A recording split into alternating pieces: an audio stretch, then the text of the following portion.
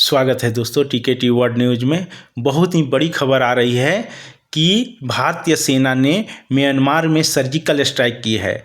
इसमें 150 से ज़्यादा ड्रोन का इस्तेमाल किया गया है और उल्फा के 3 बड़े कमांडर मारे गए हैं।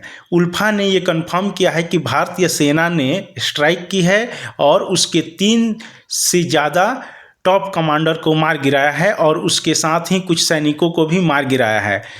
मगर यहाँ पर भारतीय सेना न ही सरकार कंफर्म कर रही है कि इसने स्ट्राइक किया है।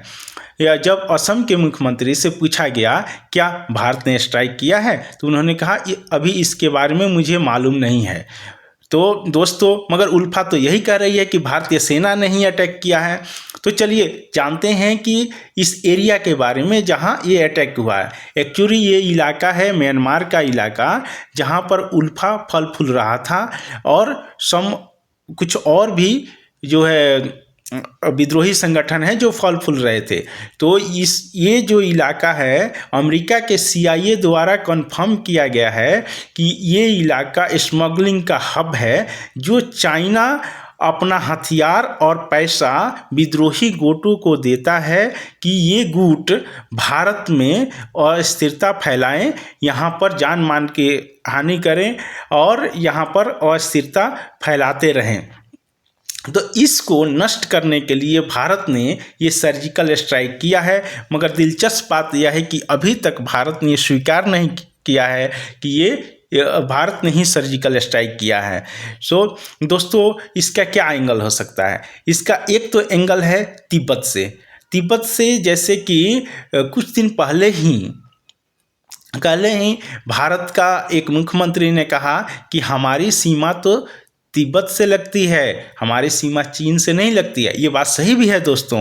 जैसा कि हम लोग जानते हैं कि 1959 में चीन जो है तिब्बत को अपने में मिला लिया ज़बरदस्ती। जैसा कि आप लोग जानते हैं कि पाकिस्तान में जैसा चीन डेवलपमेंट का काम कर रहा है वैसा ही वो तिब्बत में भी काम कर रहा था डेवलपमेंट का। वहाँ के लोग खुश हो रहे थे राजनेता कि वाह चाइना बहुत अच्छा कर रहा है। धीरे धीरे वहाँ पर पूरा प्रशासनिक रोड सब कुछ अपने हाथ में करके एक ही बार में कब्जा कर लिया। आज वहाँ के जो राजा हैं दलाई लामा और संत, बहुत बड़े संत, वो निर्वासित जीवन जी रहे हैं, अपने भारत में हैं। और जो है कहीं ना कहीं भारत सरकार यह चाहती है कि तिब्बत आज़ाद हो। तिब्बत आज़ाद हो जाएगा तो इंडिया सेफ हो जाएगा। इंडिया मतलब कि जो भी एक्टिविटी चाइना करेगा वो करेगा तिब्बत के उस साइड में। और तिब्बत और भारत की जो है बहुत पुरानी सदियों से आपसी दोस्ताना, जैसा कि हमारा नेपाल के साथ है, श्रीलंका के साथ है, तो दोस्ताना रहा है।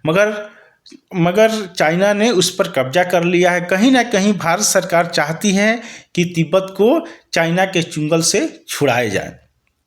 इसलिए वो चीन के द्वारा जो भी सप्लाई चैन है उसको इंडिया नष्ट करना चाहता है, चाहे वो POK में हो या इधर म्यांमार में हो। जहाँ भी आतंकवादी हैं, जहाँ भी उग्रवादी हैं, भारत यह चाहता है कि एक एक उग्रवादी को समाप्त किया जाए। चाइना का जो भी चैन है भारत के खिलाफ, जो भी इसने एक रणनीति बनाई है उसको तोड़ा जाए। जब तक ये रणनीति तोड़ा नहीं जाएगा तब तक जो है भारत शांत नहीं बैठेगा। अब भारत पहले का भारत नहीं है कि चाइना बोलता था और भारत सुनता था। अब भारत आंखें में आंख डाल करके जो है बात करने वाला है। यहाँ तक कि अगर एक फाइट चाइना मारता है तो भारत 4 फाइट मारने के लिए तैयार है।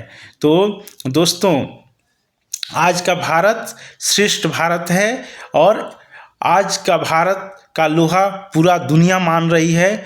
हमें विश्वास है कि भारत जो है अपना देश, भारत आतंकवादियों का पूर्ण तरह से सफाया करेगा और हमारे खिलाफ जो भी देश षड्यंत्र रच रहे हैं उनका भी सफाया करेगा।